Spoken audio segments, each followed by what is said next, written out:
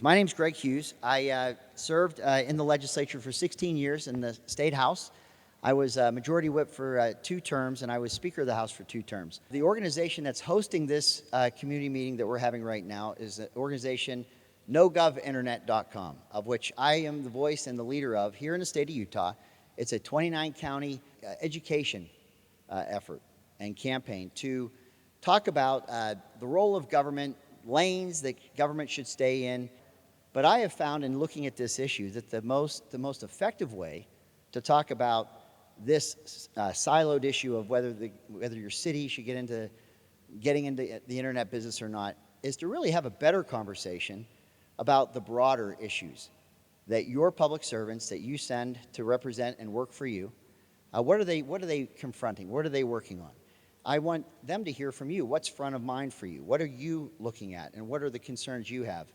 Yeah, so the biggest thing I can point to, primarily with our open borders in the last 3 years, I get asked a lot, are you seeing a lot of illegal immigrants in town? No, I can't point to anything where I say we have a huge influx of illegal immigrants and it's causing problems. Have they always been here? Yes, they're usually in the construction industry. They don't cause many problems for the most part. But what we have seen is a huge uptick in fentanyl. So 3 and 4 years ago, we might have got 300 or 400 pills. Last year, through our drug task force statistics, we recovered 167,000 pills in 1 year, and we're on track to beat that this year. One of the problems we have, and I think a lot of your communities it's become a problem for you down here, is the cost of land, the price of a lot, how much money it costs, and this creates this housing dilemma that we continually hear over and over. I got a lot to say about that. But in Draper City, right now, a 1-acre parcel of ground goes for $2 million, unimproved. The other things we face are the cost of law enforcement. These poor police officers for the last, 7 years have been berated to the point where young people do not want to become police officers. One of the big challenges we have in southern Utah is we have these geographic bottlenecks, and what it does is it creates these really ugly areas. Green Springs, Exit 10 is one. You've got right there going through the cut by the mall, you've got 11 or 16 lanes or something right across there, and you can't put any more lanes through there, right? It's a bottleneck. So where's the traffic have to go? You've got to expand things out a little bit. Greg was asking me earlier. He says, "Well, how much of this is how much of Washington City's roads are for Washington City?" Quite frankly, I'll bet you it's 50% impact from outside Washington City on our streets just because we're part of that geographic bottleneck. A fire truck 10 years ago, $250,000.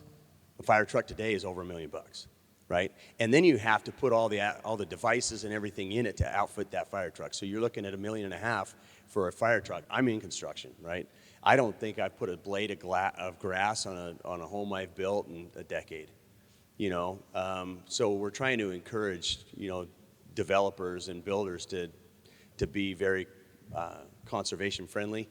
The challenge that I have is I'm doing that for my kids and my grandkids and your kids and grandkids to have an opportunity. I'm not doing that so Black Desert can build a new PGA course, right? My pitchfork complaint is the second biggest property tax on my property tax bill next to the school district is Washington County Water Conservancy District, and I get not one drop of water from that district. Water is not something you can just create. We created this conservation garden in we had a building that we didn't need to use in a small area, and we partner with Jordan Valley Water, and so people can flip the strip or flip their front yard or whatever they want to do to try and save water. It's been tremendous. A federal government that can have land use decisions to stop you from being able to grow responsibly, for stopping you from being able to connect infrastructure, be it water or roads. And that is something that I think that public officials, local officials are dealing with and grappling with every single day. After we talk about the weight of all of these issues and the role of government, whether it be roads, water, public safety, fentanyl, all of the things that we're dealing with, where does the role of a municipality getting into the internet business come from? It almost sounds like odd to even bring up after we're talking about such weighty issues. But understand that there is a major movement across the country. And Utah, sadly, is one of the leaders, not here, but around the state, in governments putting up bonds and going into debt to create internet broadband.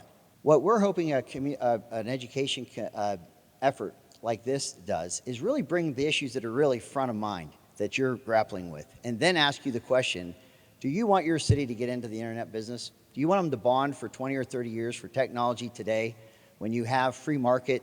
Or do you want your city and all the things that we're discussing to get involved in that startup, that risk capital? There was a presentation given to Draper City, and Troy Walker was the mayor, and you heard from one of these companies that comes to a city and says, look, you bond for it, you borrow for it, and we'll have higher speed internet for every member of your city. Maybe you could share with everyone, what did your city council stare at? What questions did you ask, and what did you conclude? They come in to talk about internet, and I don't think that's a government function. It never entered my brain that it was. But they come in and they tell us, hey, if you'll take the risk, we'll build all this thing, and we'll get so many people to sign up, and it'll never really be a risk. And I was like, it's always a risk. So Google came in, and Google, we made a deal with Google, and they've got internet where they can make the most money at it. A company came in to Mayor Walker's city and invested their risk capital into providing it once they knew that their city wasn't going to be a direct competitor of them. And so that happened in a chronological order. It wasn't happening at the same time. You saw the private sector invest more when they didn't have a city who they have to ask permission to get into the public way as their direct competitor. So instead of having contentious battles with all these issues you're hearing that your public servants are confronting, and then asking, why are you doing this project now? I think a baseline of understanding the challenges ahead of time is just a good perspective. I think it lends good perspective. Government can't move fast enough to keep on top of things. Period. End of story. Government does not work that way. And if a city ties itself to a certain technology, it's just not, especially when it's internet. I mean, there's nobody says I want less internet right now. So they're trying to use the city, the strength of the city, to essentially fund their well, not only their profit center, but fund their risk, right? Backstop their risk. Government ownership of these kinds of fast-moving enterprises keeps you in the dark ages. They took the people's money and built their own infrastructure and they had the audacity to call it Utopia, and it has been an utter failure. And they said, we're pledging our sales tax revenue as backing for Utopia, but we'll never have to use that.